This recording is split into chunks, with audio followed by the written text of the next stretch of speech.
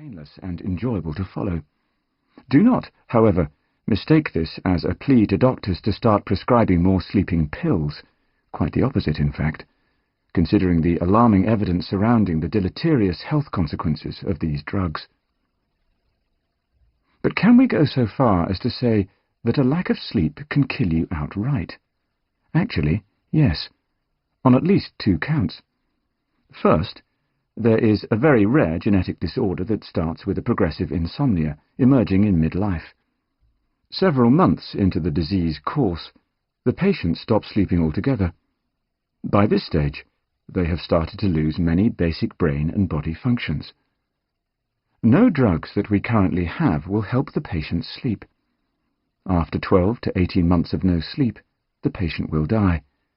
Though exceedingly rare, this disorder asserts that a lack of sleep can kill a human being. Second is the deadly circumstance of getting behind the wheel of a motor vehicle without having had sufficient sleep. Drowsy driving is the cause of hundreds of thousands of traffic accidents and fatalities each year. And here, it is not only the life of the sleep-deprived individuals that is at risk, but the lives of those around them. Tragically, 1 person dies in a traffic accident every hour in the United States due to a fatigue-related error. It is disquieting to learn that vehicular accidents caused by drowsy driving exceed those caused by alcohol and drugs combined.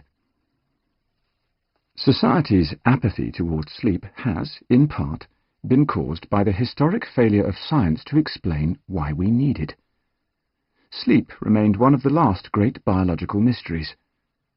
All of the mighty problem-solving methods in science, genetics, molecular biology, and high-powered digital technology have been unable to unlock the stubborn vault of sleep.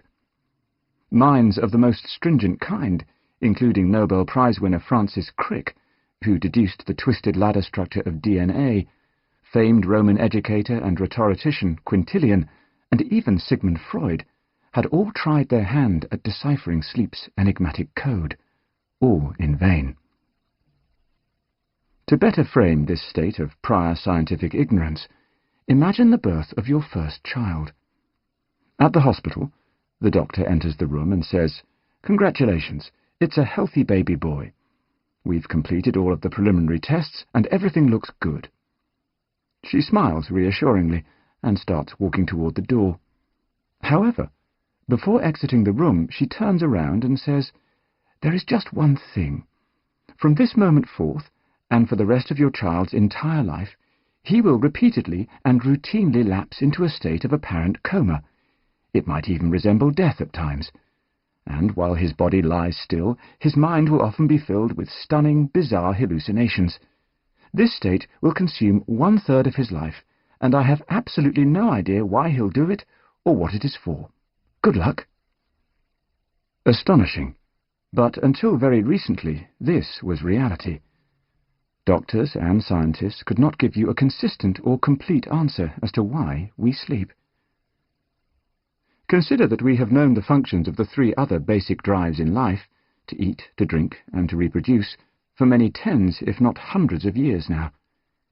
Yet the 4th main biological drive, common across the entire animal kingdom, the drive to sleep, has continued to elude science for millennia. Addressing the question of why we sleep from an evolutionary perspective only compounds the mystery. No matter what vantage point you take, sleep would appear to be the most foolish of biological phenomena. When you are asleep, you cannot gather food, you cannot socialize, you cannot find a mate and reproduce, you cannot nurture or protect your offspring. Worse still, sleep leaves you vulnerable to predation. Sleep is surely one of the most puzzling of all human behaviors.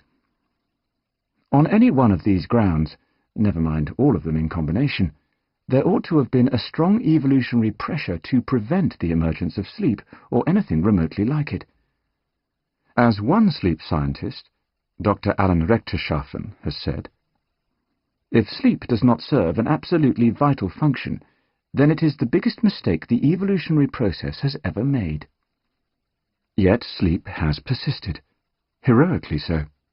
Indeed, every species studied to date sleeps.